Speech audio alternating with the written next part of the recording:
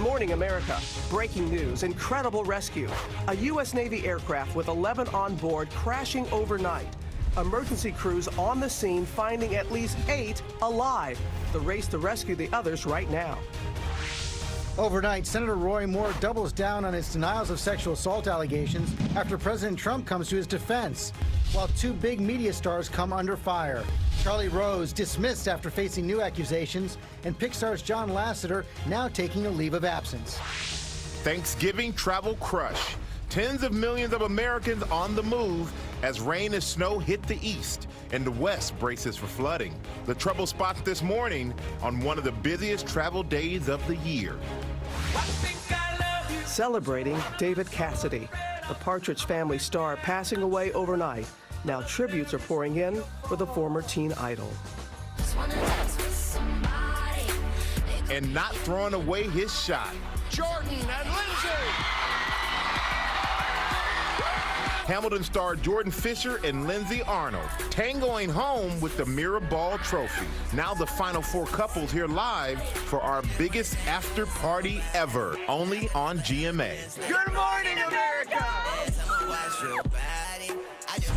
Live in Times Square, this is GMA with Robin Roberts, George Stephanopoulos, and Michael Strahan. We do say good morning, America, and what a night in the ballroom. Congrats to Jordan and Lindsay for winning it all. We're going to have the biggest party ever today, Robin. And there they are. They're arriving here right in our studio. Excited to have them here. They've been flying it all night. Do you know where Jordan said he's going to put that Mirror Ball Trophy? Where? Right in the middle of his Thanksgiving table. A lot to be thankful for. He traveled all through the night. Millions traveling today.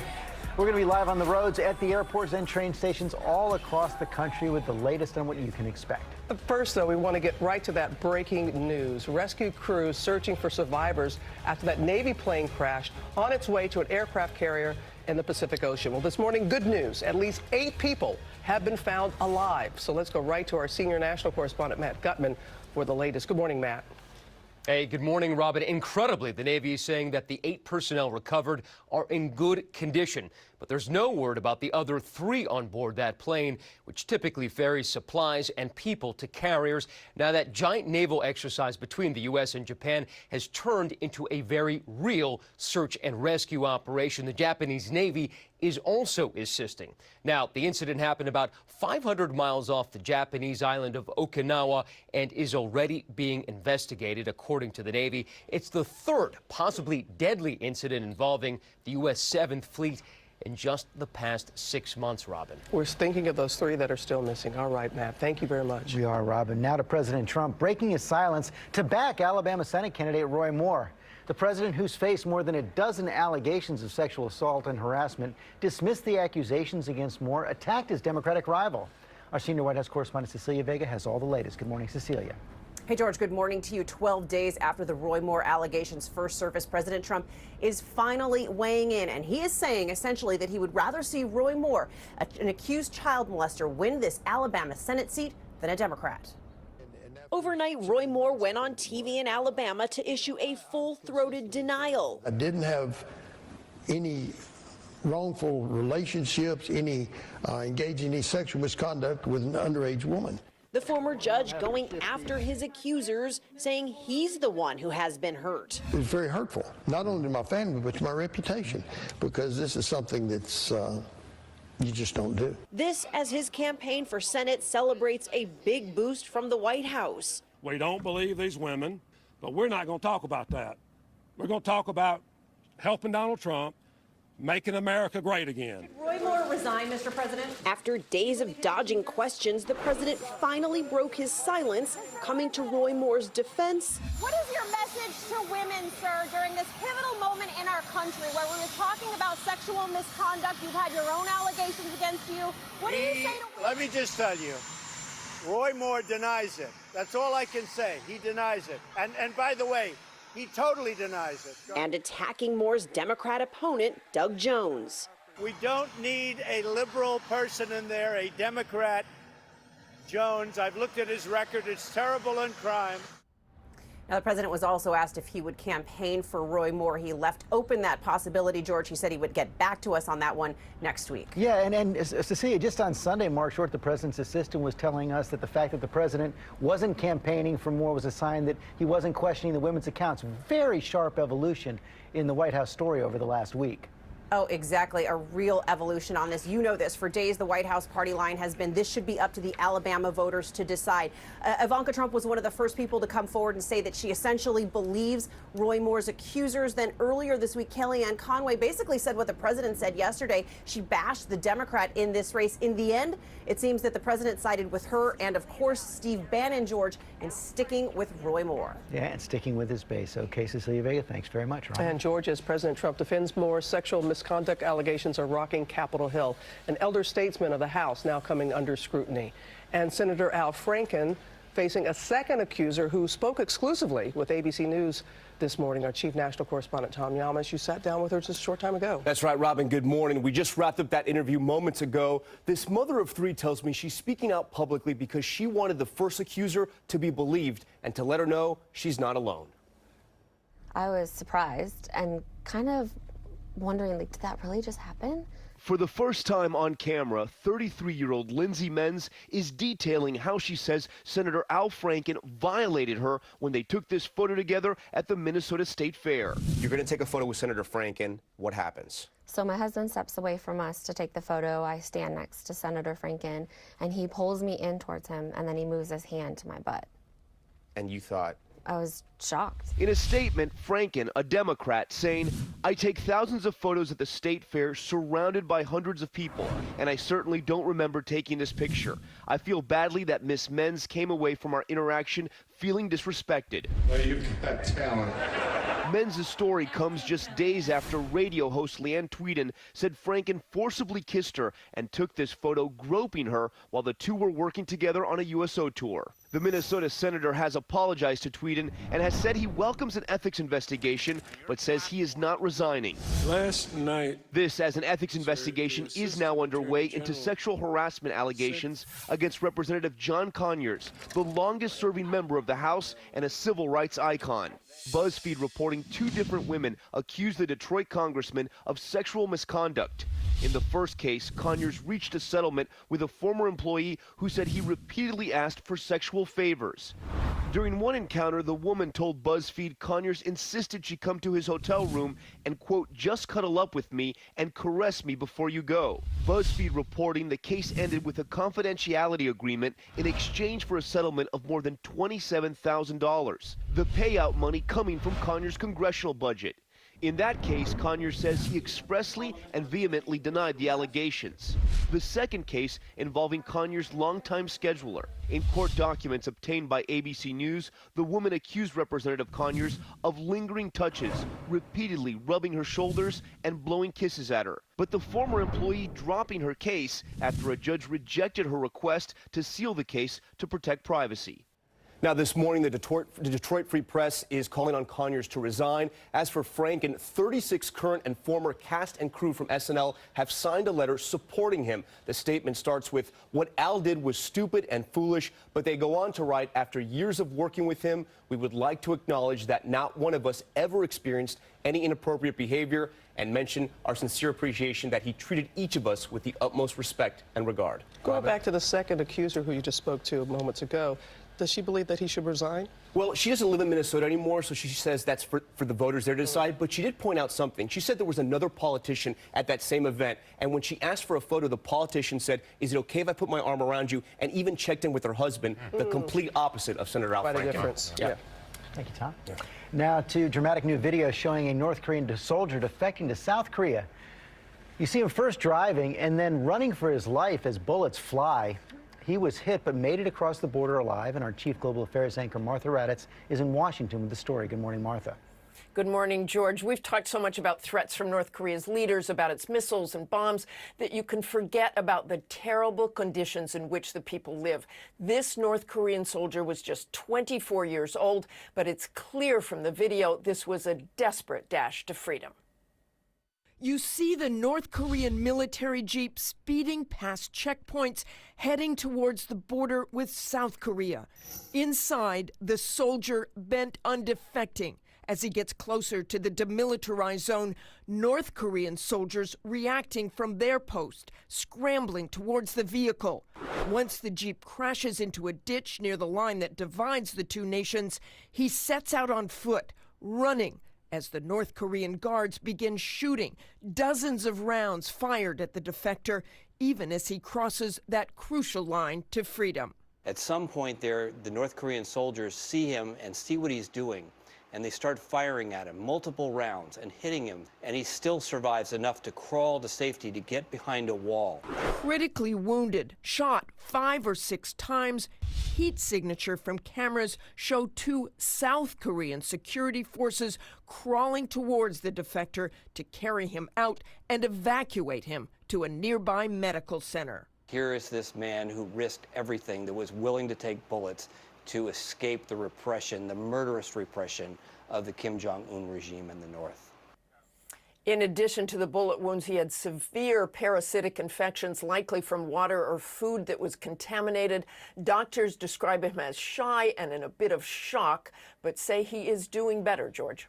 Okay, thank goodness for that. Okay, Martha Raddatz, thanks very much. Chilling. Very dramatic. And we're going to go now to the holiday travel rush. Millions hitting the road. And take a look at Chicago. They're seeing some of the worst traffic so far. ABC's Alex Perez is at a traffic control center just outside the city. And Alex, how's it looking out there? Hey, good morning, Michael. That's right. This is one of the traffic nerve centers in the Chicago area. Check it out. Take a look at those screens behind me here. Officials already keeping a close eye on the roads. Now, as you mentioned, Chicago has seen some of the worst traffic jams already. But today, specifically in Atlanta and Houston, this afternoon and this evening, they will be dealing with some severe gridlock. But it's not just there. Across the country, a record 45.5 million motorists will be getting on the roads. That's the most we've seen since 2005. Now, as far as the price of gas, well, the national average is up 18%. So that means motorists will be paying some $800 million more this year compared to last year. Michael? All right. Thank you, Alex. Everybody's trying to get where they're trying to go, and that does not restrict itself to just car travel. Also, trains and buses are being used this morning as well. And ABC's Ariel Reshef is at Penn Station here in New York. And what can you expect, Ariel? It looks like it's starting to get crowded out there. Yeah, Michael, it's safe to say the Thanksgiving travel rush is well underway. Here at Penn Station, definitely starting to pick up. More than 750,000 customers rode the rails to the Thanksgiving feast last year. Similar demand expected this year. And if you're hopping on the bus this holiday, you'll have some company. More than 2 million people are expected to use bus lines like Greyhound between today and Sunday. That's up 10% from this time last year. If you're planning to use mass transportation this holiday, you're going to want to get moving early. Amtrak says the morning trains are usually the least crowded, but Sunday is going to be a doozy no matter what time you travel. Amtrak says last year, Sunday after Thanksgiving was the busiest travel day of the entire year. Michael? All right, thank you, Ariel. I'm not looking forward to that. Well, you're not going to need any relief in airports either. They are packed as well this morning. Nearly 30 million passengers expected to fly. Our chief transportation correspondent David Curley in Charlotte, North Carolina, with a behind-the-scenes look at the operations underway. Good morning, David. Morning, George. This is one of the busiest days to fly. Look at all these jets lined up here at Charlotte. This is American Airlines' second busiest airport. They took us behind the scenes to see this crush and how they deal with it. American Airlines taking us behind the scenes, out on the flight line. There are plenty of deadlines and pressures to get jets turned around and people home.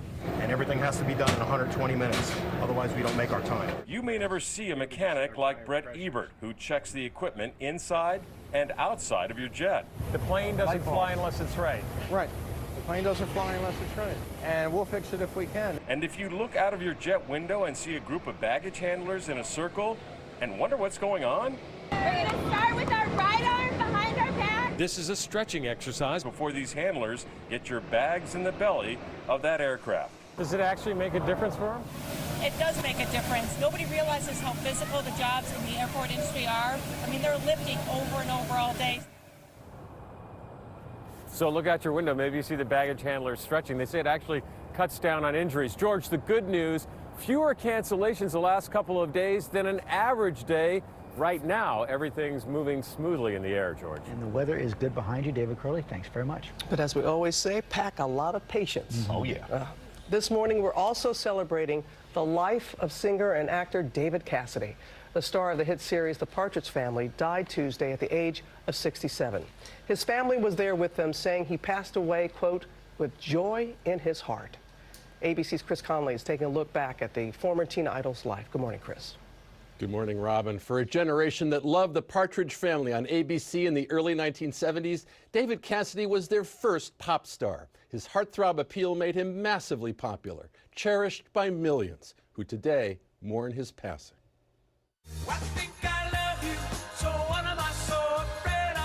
The definitive teen idol of his era, David Cassidy smiled and sang his way into the hearts and minds and diaries of millions of young women. In magazines like 16, on the ABC sitcom The Partridge Family. Come on, get happy. Featured on the show from 1970 to 1974 as Keith Partridge, alongside Susan Day, Danny Bonaducci, and his real-life stepmother, Shirley Jones.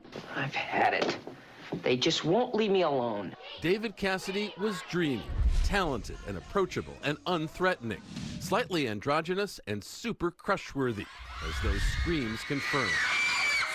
I was the first really marketed rock music star that became lunchboxes, bubblegum cards, and all that. So when he posed for this racy Annie Leibovitz picture in 1972, whoa. From the mid-70s onward, Cassidy found success acting on stage and on TV. He recorded and he toured. Personal challenges lay ahead, though. There'd be a series of arrests for DUI. Early in 2017, he would announce that he suffered from dementia. What do you want to most be remembered for? Spreading love, bringing light into people's lives, giving everything in my heart and soul, because I know I'm a loving, caring human being. I don't mind being remembered for being an alcoholic. I don't mind being that. He died in Fort Lauderdale at the age of 67, the teen idol for all time. You were also the greatest at your job that we've seen in our lifetime, though, right? You'd agree with that, wouldn't you? Well, of course I was. Statement from his family thanking his fans, reading, David died surrounded by those he loved, with joy in his heart and free from the pain that had gripped him for so long. A sad day and a life worth celebrating, guys. Very much worth celebrating, Chris, and thank you for helping us do that. Crush-worthy, as Chris said, and in my ear, our director, Lily, said first crush that she ever had. David, yeah, David, I remember Friday nights, The Partridge Family. Oh, absolutely. I remember going to my friends' homes and seeing his poster up in their rooms, 16 magazine. And that Rolling Stone cover, to go racy Rolling Stone cover without a shirt on. That's racy. You know, right now, it's like, whoa, why isn't the rest of it off? That's you know? great, but glad that he had joy in his heart. Absolutely. He brought a lot of joy to a lot of people, and he would not be forgotten. And we're going to go to Ginger, who has our Thanksgiving travel forecast. Yes, rainy this morning and mild. Trenton, New Jersey to Providence, Rhode Island along that cold front. That's going to move out fast. The biggest area that I'm concerned about, up to 5 inches of rain in the flood watches in the Pacific Northwest. Your local weather 30 seconds away. The wind chill forecast, though, brought to you by Gain. Fred would do anything for his daughter. Get in, Fred. Even if it means being the back half of a unicorn. Fear not, Fred. The front half washed the shirt with Gain. And that smell puts the giddy in giddy up. Ah, the irresistible scent of Gain Flings laundry detergent. You can't help but smell happy. For this Travel Wednesday, we will enjoy mostly sunny skies in the D.C. area with temperatures in the low 50s, a little bit breezy by the afternoon. As we head into Thanksgiving Day, falling cooler. Notice those temperatures back in the mid-40s, but we will be under dry skies, so make sure you add in that extra layer. A look at our weekend forecast. Pretty mild on Saturday with a stray shower. We'll turn colder by Sunday with those daytime highs only in the upper 40s. Coming up, new trouble for two media stars. The head of Pixar taking a leave of absence, and Charlie Rose now fired as more women come forward accusing him of sexual misconduct.